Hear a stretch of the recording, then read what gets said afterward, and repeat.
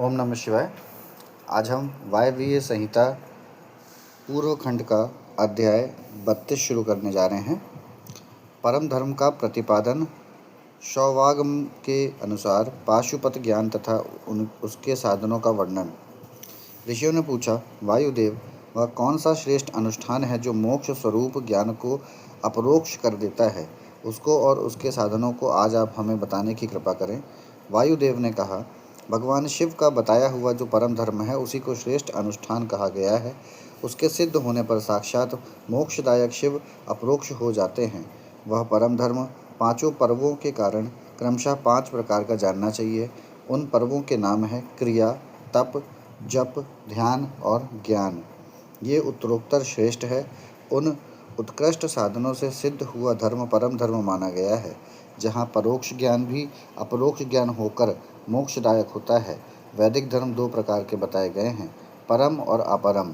धर्म शब्द से प्रतिपाद्य अर्थ में हमारे लिए श्रुति ही प्रमाण है। योग पर्यंत जो परम धर्म है वह श्रुतियों के शिरोभूत उपनिषद में वर्णित है, और जो अपरम धर्म है वह उसकी अपेक्षा नीचे श्रुति के मुख भाग से अर्थात संहिता मंत्रों द्वारा प्रतिपादित हुआ है, जिसमें पशु जीवों का अधिकार नहीं है। वह वेदांत वर्णित धर्म परम धर्म माना गया है। उससे भिन्न जो यज्ञ यज्ञादि है उसमें सबका अधिकार होने से वह साधारण या अपरम धर्म कहलाता है। जो अपरम धर्म है वही परम धर्म का साधन है। धर्मशास्त्र आदि के द्वारा उसका सम्यक रूप से विस्तार पूर्वक सांगोपांग निरूपण हुआ है। भगवान शिव के द्वारा प्रतिपादित जो परम धर्म है उसी का नाम श्रेष्ठ अनुष्ठान है। इतिहास और पुराणों द्वारा उसका किसी प्रकार विस्तार हुआ है, परंतु शैव शास्त्रों द्वारा उसके विस्तार का सांगोपांग निरूपण किया गया है। वहीं उसके स्वरूप का सम्यक रूप से प्रतिपादन हुआ है। साथ ही उसके संस्कार और अधिकार भी सम्यक रूप से विस्तार पूर्वक बताए गए हैं। शैव आगम के 2 भेद हैं, श्रौत और अश्रौत। जो श्रुति के सार तत्व से संपन्न है वह श्रौत है, और जो स्वतंत्र है वह अश्रौत माना गया है। स्वतंत्र शौवागम पहले 10 प्रकार का था, फिर 18 प्रकार का हुआ। वह कायिका आदि संज्ञाओं से सिद्ध होकर सिद्धांत नाम धारण करता है। श्रुति सारमय जो शौव शास्त्र है उसका विस्तार 100 करोड़ श्लोकों में किया गया है। उसी में उत्कृष्ट पाशुपात व्रत और पाशुपात ज्ञान का वर्णन किया गया है। युग युग में होने वाले शिष्यों को उसका उपदेश देने के लिए भगवान शिव स्वयं ही योगाचार्य रूप से जहाँ तहाँ अवतीर्ण हो उसका प्रचार करते हैं। इस शौव शास्त्र को संक्षिप्त करके उसके सिद्धांत का प्रवचन करने वाले मुख्यतः 4 महर्षि हैं, रुरु, दधीच, अगस्त्य और महायशस्वी उपमन्यु। उन्हें संहिताओं का प्रवर्तक पाशुपात जानना चाहिए। उनकी संतान परंपरा में सैकड़ों हजारों गुरुजन हो चुके हैं। पाशुपात सिद्धांत में जो परम धर्म बताया गया है वह चर्या आदि 4 पादों के कारण 4 प्रकार का माना गया है। उन चारों में जो पाशुपात योग है वह दृढ़तापूर्वक शिव का साक्षात्कार कराने वाला है। इसीलिए पाशुपात योग ही श्रेष्ठ अनुष्ठान माना गया है। उसमें भी ब्रह्मा जी ने जो उपाय बताया है उसका वर्णन किया जाता है। भगवान शिव के द्वारा परिकल्पित जो नामाष्टकमय योग है उसके द्वारा सहसा शैवी प्रज्ञा का उदय होता है। उस प्रज्ञा द्वारा पुरुष शीघ्र ही सुस्थिर परम ज्ञान प्राप्त कर लेता है। जिसके हृदय में वह ज्ञान प्रतिष्ठित हो जाता है उसके ऊपर भगवान शिव प्रसन्न होते हैं। उनके कृपा प्रसाद से वह परम योग्य सिद्ध होता है जो शिव का अपरोक्ष दर्शन कराता है। शिव के अपरोक्ष ज्ञान से संसार बंधन का कारण दूर हो जाता है। इस प्रकार संसार से मुक्त हुआ पुरुष शिव के समान हो जाता है। वह ब्रह्मा जी का बताया हुआ उपाय है, उसी का पृथक वर्णन करते हैं। शिव, महेश्वर, रुद्र, विष्णु, पितामह ब्रह्मा, संसार वैद्य, सर्वज्ञ और परमात्मा, यह मुख्यतः 8 नाम हैं। ये 8 मुख्य नाम शिव के प्रतिपादक हैं। इनमें से आदि 5 नाम क्रमशः शांतयिता आदि 5 कलाओं से संबंध रखते हैं, और उन 5 उपाधियों को ग्रहण करने से सदाशिव आदि के बोधक होते हैं। उपाधि की निवृत्ति होने पर इन भेदों की निवृत्ति हो जाती है। वह पद ही नित्य है, किंतु उस पद पर प्रतिष्ठित होने वाले अनित्य कहे गए हैं। पदों को परिवर्तन होने पर पद वाले पुरुष मुक्त हो जाते हैं। परिवर्तन के अंतर पुनः दूसरे आत्माओं को उस पद की प्राप्ति बताई जाती है और उन्हीं के वे आदि 5 नाम नियम होते हैं। उपादान आदि योग से अन्य 3 नाम संसार वैद्य, सर्वज्ञ और परमात्मा भी त्रिविध उपाधि का प्रतिपादन करते हुए शिव में ही अनुगत होते हैं। अनादिमल का संसर्ग उनमें पहले से ही नहीं है तथा वे स्वभावतः अत्यंत शुद्ध स्वरूप हैं, इसीलिए शिव कहलाते हैं। अथवा वे ईश्वर समस्त कल्याणमय गुणों के एकमात्र धनीभूत विग्रह हैं, इसीलिए शिव तत्व के अर्थ को जानने वाले श्रेष्ठ महात्मा उन्हें शिव कहते हैं। 23 तत्वों से परे जो प्रकृति बताई गई है, उससे भी परे 25वें तत्व के स्थान में पुरुष को बताया गया है, जिसे वेद के आदि में ओंकार रूप कहा गया है। ओंकार और पुरुष में वाच्य वाचक भाव संबंध है। उसके यथार्थ स्वरूप का ज्ञान एकमात्र वेद से ही होता है। वे ही वेदांत में प्रतिष्ठित हैं, किंतु वह प्रकृति से संयुक्त हैं, अतः उससे भी परे जो परम पुरुष है उसका नाम महेश्वर है, क्योंकि प्रकृति और पुरुष दोनों की प्रवृत्ति उसी के अधीन है। अथवा यह जो अविनाशी त्रिगुणमय तत्व है, इसे प्रकृति समझना चाहिए। इस प्रकृति को माया कहते हैं। यह माया जिनकी शक्ति है, उन मायापति का नाम महेश्वर है। महेश्वर के संबंध से जो माया अथवा प्रकृति में शोभ उत्पन्न करते हैं, वे अनंत या विष्णु कहे गए हैं। वे ही कालात्मा और परमात्मा आदि नामों से पुकारे जाते हैं। उन्हीं को स्थूल और सूक्ष्म रूप भी कहा गया है। दुख अवस्था, दुख के हेतु का नाम सत है। जो प्रभु उसका द्रावण करते हैं, उसे मार के भगाते हैं। उन परम कारण शिव को साधु पुरुष रुद्र कहते हैं। कला काल आदि तत्वों से लेकर भूतों में पृथ्वी पर्यंत जो 36 तत्व हैं, उन्हीं से शरीर बनता है। उस शरीर इंद्रिय आदि में जो तंद्रा रहित हो व्यापक रूप से स्थित है, वे भगवान शिव रुद्र कहे गए। जगत के पिता रूप जो मूर्त्यात्मा है, उन सबके पिता के रूप में भगवान शिव विराजमान हैं, इसीलिए वे पितामह कहे गए हैं।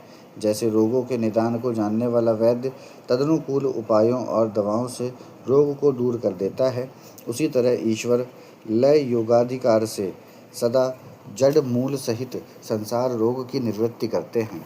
अतः पूर्ण तत्वों के ज्ञाता विद्वान उन्हें संसार वैद्य कहते हैं। 10 विषयों के ज्ञान के लिए 10 इंद्रियों के होते हुए भी जीव तीनों कालों में होने वाले स्थूल सूक्ष्म पदार्थों को पूर्ण रूप से नहीं जानते, क्योंकि माया ने ही उन्हें मल से आवृत कर दिया है। परंतु भगवान सदाशिव संपूर्ण विषयों के ज्ञान के साधनभूत इंद्रियादि के न होने पर भी जो वस्तु जिस रूप में स्थित है, उसे उसी रूप में ठीक ठीक जानते हैं, इसीलिए वे सर्वज्ञ कहलाते हैं। जो इन सभी उत्तम गुणों से नित्य संयुक्त होने के कारण सबके आत्मा हैं, जिनके लिए अपने से अतिरिक्त किसी दूसरे आत्मा की सत्ता नहीं है, वे भगवान शिव स्वयं ही परमात्मा हैं। आचार्य की कृपा से इन 8 नामों का अर्थ सहित उपदेश पाकर शिव आदि 5 नामों द्वारा निर्वृत्त आदि 5 कलाओं की ग्रंथि का क्रमशः छेदन और गुण के अनुसार शोधन करके गुणित उद्यातयुक्त और अनिरुद्ध प्राणों द्वारा हृदय कंठ तालु भूमध्य और ब्रह्मारंध से युक्त पुर्यष्टका का भेदन करके सुषुम्ना नाड़ी द्वारा अपने आत्मा को सहस्त्रार चक्र के भीतर ले जाएं। उसका शुभ्र वर्ण है, वह तरुण सूर्य के सदृश रक्तवर्ण केसर के द्वारा रंजित और अघोमुख है। उसके 50 दलों में स्थित आ से लेकर श तक सबिंदु अक्षर कर्णिका के बीच में गोलाकार चंद्रमंडल है। यह चंद्रमंडल छत्राकार में स्थित है। उसने एक ऊर्ध्वमुख 12 दल कमल को आवृत कर रखा है। उस कमल की कर्णिका में विद्युत सदृश अकथादि त्रिकोण यंत्र है। उस यंत्र के चारों ओर सुधा सागर होने के कारण वह मणि द्वीप के आकार का हो गया है। उस द्वीप के मध्य भाग में मणि पीठ है। उसके बीच में नाद बिंदु के ऊपर हंस पीठ है। उस पर परम शिव विराजमान है। उक्त चंद्रमंडल के ऊपर शिव के तेज में अपने आत्मा को संयुक्त करें। इस प्रकार जीव को शिव में लीन करके शाक्त अमृत वर्षा के द्वारा अपने शरीर के अभिष्ट होने की भावना करें।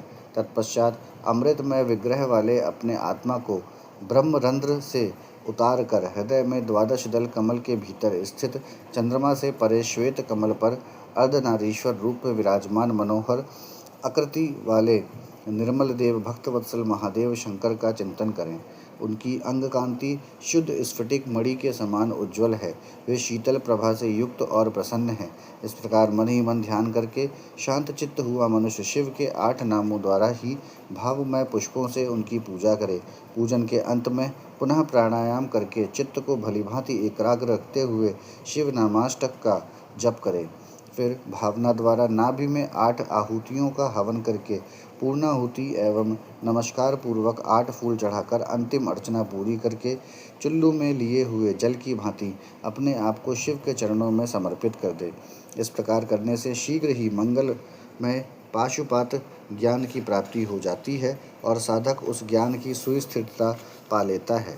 साथ ही वह परम उत्तम पाशुपात व्रत एवं परम योग को पाकर मुक्त हो जाता है, इसमें संशय नहीं है।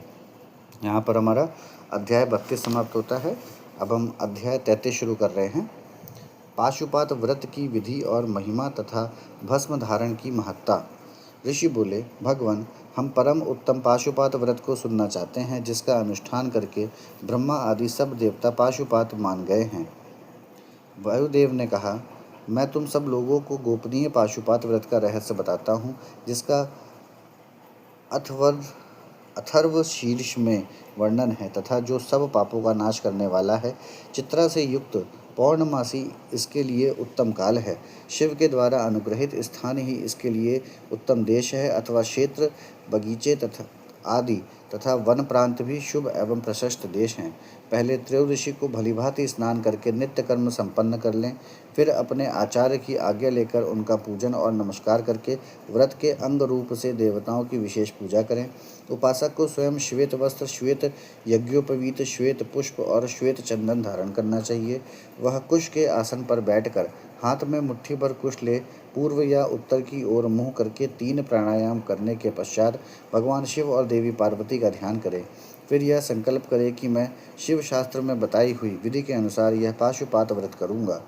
वह जब तक शरीर गिर न जाए तब तक के लिए, अथवा 12, 6 या 3 वर्षों के लिए, अथवा 12, 6, 3 या 1 महीने के लिए, अथवा 12, 6, 3 या 1 दिन के इस व्रत की दीक्षा ले।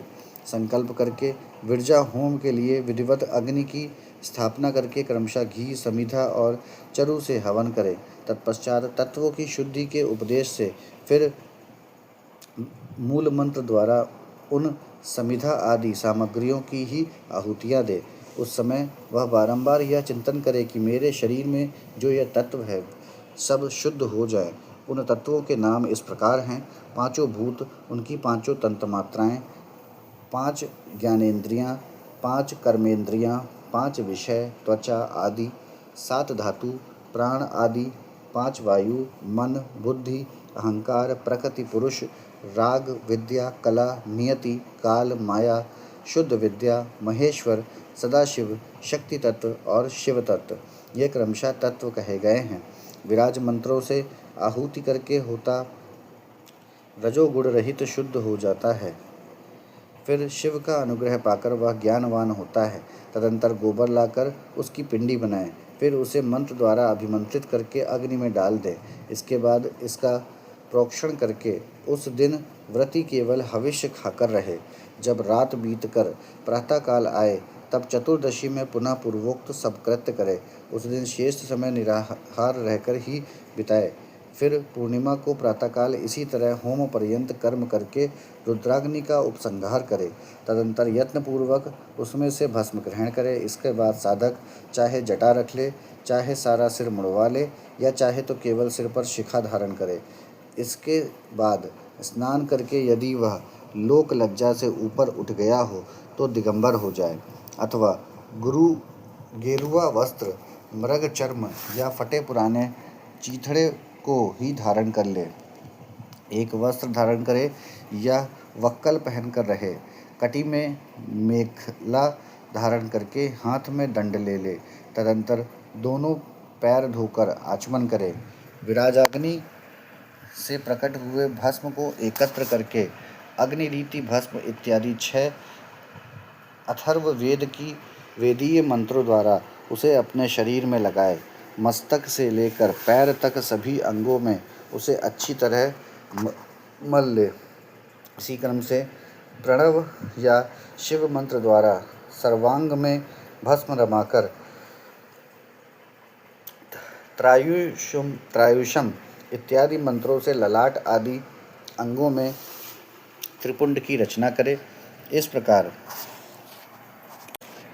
प्रकार शिव भाव को प्राप्त हो शिव योग का आचरण करे। तीनों संध्याओं के समय ऐसा ही करना चाहिए।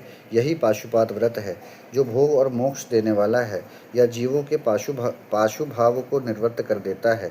इस प्रकार पाशुपात व्रत के अनुष्ठान द्वारा पशुत्व का परित्याग करके लिंग मूर्ति सनातन महादेव जी का पूजन करना चाहिए। यदि वैभव हो तो सोने का अष्टदल कमल बनवाएं जिसमें 9 प्रकार के रत्न जड़े गए हों, उसमें कर्णिका और केसर भी हो। ऐसे कमल को भगवान का आसन बनाएं। धनाभाव होने पर लाल या सफ़ेद कमल के फूलों का आसन अर्पित करें। वह भी ना मिले तो केवल भावानमय कमल समर्पित करें।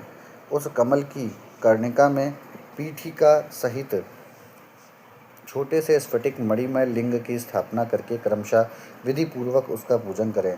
उस लिंग का शोधन करके पहले शास्त्रीय विधि के अनुसार उसकी स्थापना कर लेनी चाहिए। फिर आसन दे पंचमुख के प्रकार से मूर्ति की कल्पना करके पंचगव्य आदि से पूर्ण अपने वैभव के अनुसार संग्रहित भरे हुए सुवर्ण निर्मित कलशों से उस मूर्ति को स्नान कराएं।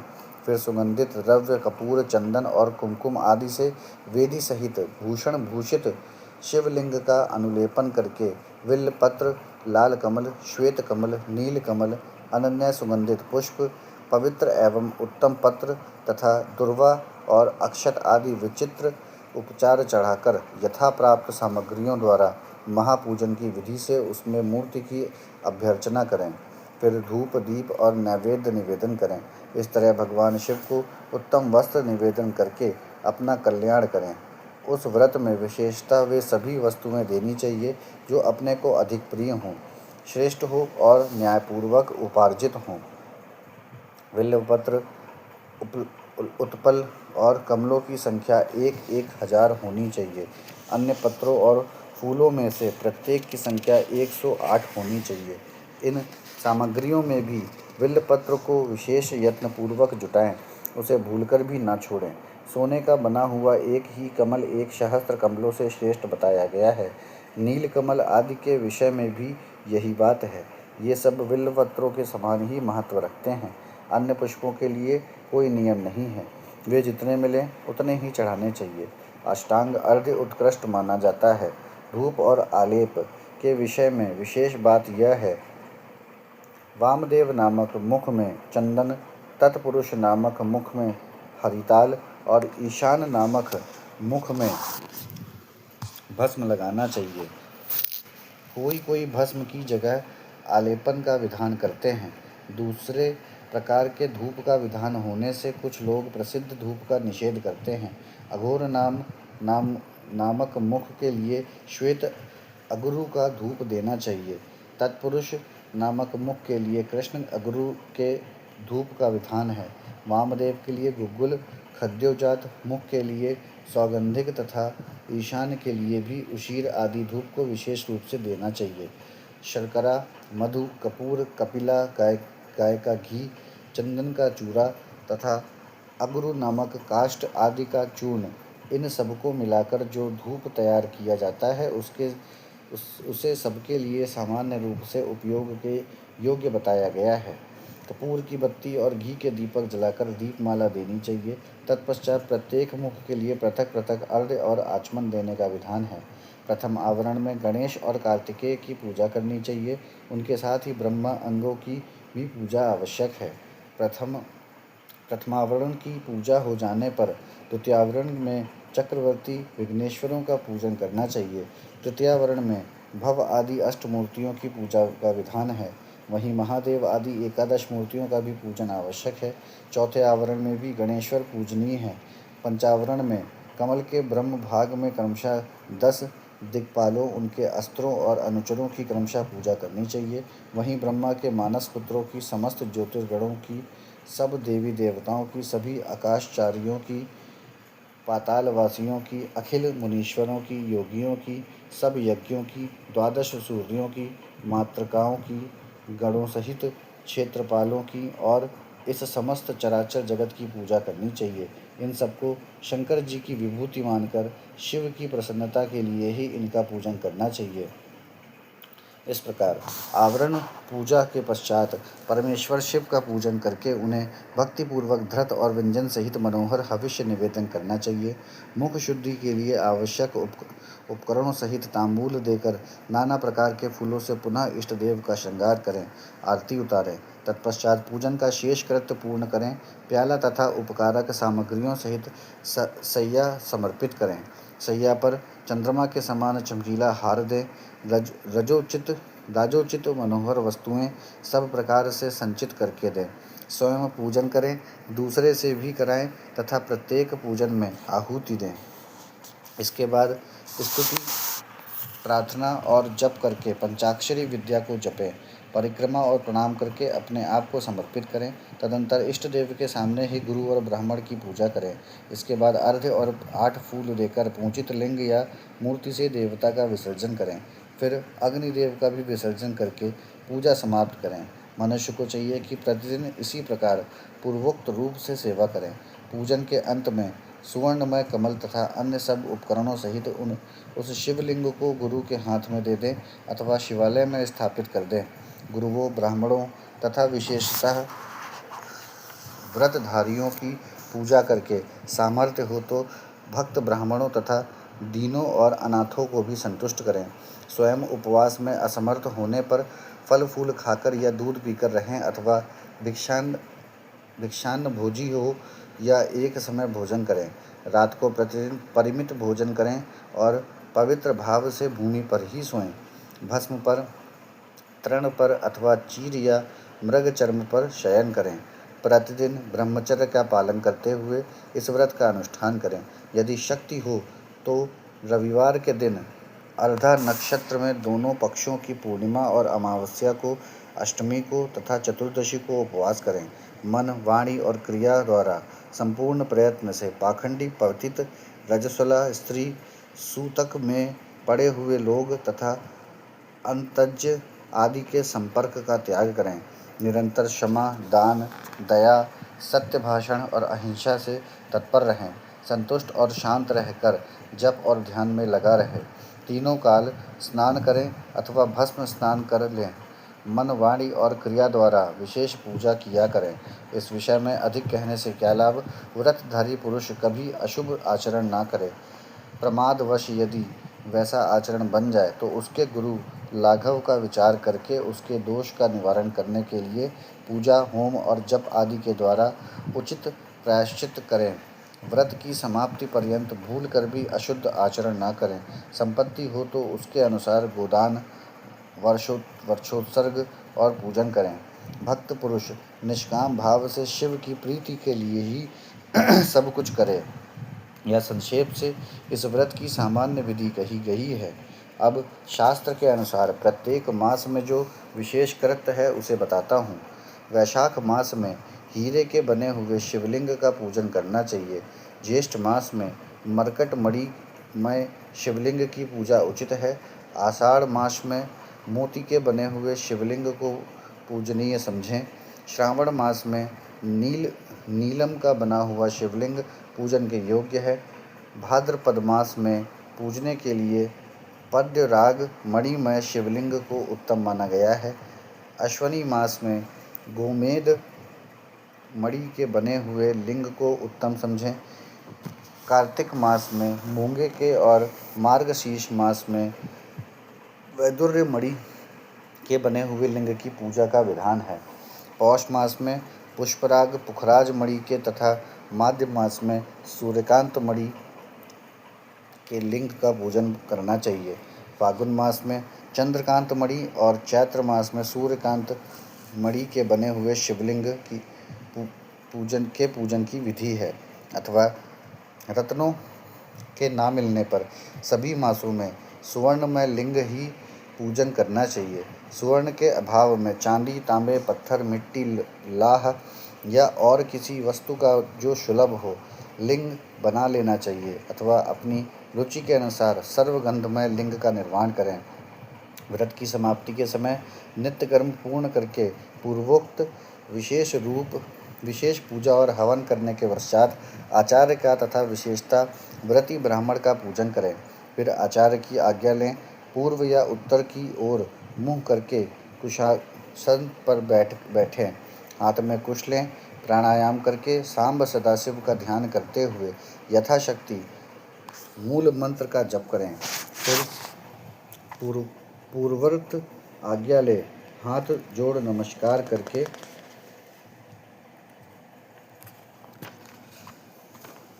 कहें, भगवान अब मैं आपकी आज्ञा से इस व्रत का उत्सर्ग करता हूँ।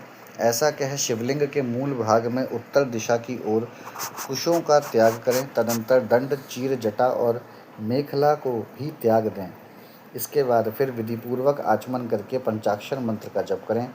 जो आत्यंतिक दिशा ग्रहण करके अपने शरीर का अंत होने तक शांत भाव से इस व्रत का अनुष्ठान करता है वह नैष्ठिक व्रती कहा गया है। उसे सब आश्रमों से ऊपर उठा हुआ महापाशुपत जानना चाहिए। वही तपस्वी पुरुषों में श्रेष्ठ है और वही महान व्रतधारी है। जो 12 दिनों तक प्रतिदिन विधिपूर्वक इस व्रत का अनुष्ठान करता है वह भी नैष्ठिक के ही तुल्य है, क्योंकि उसने तीव्र व्रत का आश्रय लिया है। जो अपने शरीर में घी लगाकर व्रत के सभी नियमों के पालन में तत्पर हो, 2-3 दिन या 1 दिन भी इस व्रत का अनुष्ठान करता है वह भी कोई नैष्ठिक ही है। जो निष्काम होकर अपना परम कर्तव्य मानकर अपने आप को शिव के चरणों में समर्पित करके इस उत्तम व्रत का सदा अनुष्ठान करता है उसके समान कहीं कोई नहीं है। विद्वान ब्राह्मण भस्म लगाकर महापातक जनित अत्यंत दारुण पापों से भी तत्काल छूट जाता है, इसमें संशय नहीं है। रुद्राग्नि का जो सबसे उत्तम वीर है वही भस्म कहा गया है। अतः जो सभी समयों में भस्म लगाए रहता है वह वीरवान माना गया है। भस्म में निष्ठा रखने वाले पुरुष के सारे दोष उस भस्माग्नि के संयोग से दग्ध होकर नष्ट हो जाते हैं। जिसका शरीर भस्म स्नान से विशुद्ध है वह भस्मनिष्ठ कहा गया है। जिसके सारे अंगों में भस्म लगा हुआ है, जो भस्म से प्रकाशमान है, जिसने भस्म में त्रिपुंड लगा रखा है तथा जो भस्म से स्नान करता है वह भस्मनिष्ठ माना गया है। भूत प्रेत पिशाच तथा अत्यंत दुस्सह रोग भी भस्मनिष्ठ के निकट से दूर भागते हैं, इसमें संशय नहीं है। वह शरीर को भासित करता है, इसीलिए भसित कहा गया है तथा पापों का भक्षण करने के कारण उसका नाम भस्म है। भूति कारक होने से उसे भूति या विभूति भी कहते हैं। विभूति रक्षा करने वाली है, अतः उसका एक नाम रक्षा भी है। भस्म के महत्व को लेकर यहाँ और क्या कहा जाए। भस्म से स्नान करने वाला व्रती पुरुष साक्षात महेश्वर देव कहा गया है। यह परमेश्वर संबंधी भस्म शिव भक्तों के लिए बड़ा भारी अस्त्र है, क्योंकि उसने धौम्य मुनि के बड़े भाई उपमन्यु के तप में आई हुई आपत्तियों का निवारण किया था। इसीलिए सर्वथा प्रयत्न करके पाशुपात व्रत का अनुष्ठान करने के पश्चात हवन संबंधी भस्म का धन के समान संग्रह करके सदा भस्म स्नान में तत्पर रहना चाहिए। यहाँ पर हमारा अध्याय 33 समाप्त होता है। ओम नमः शिवाय।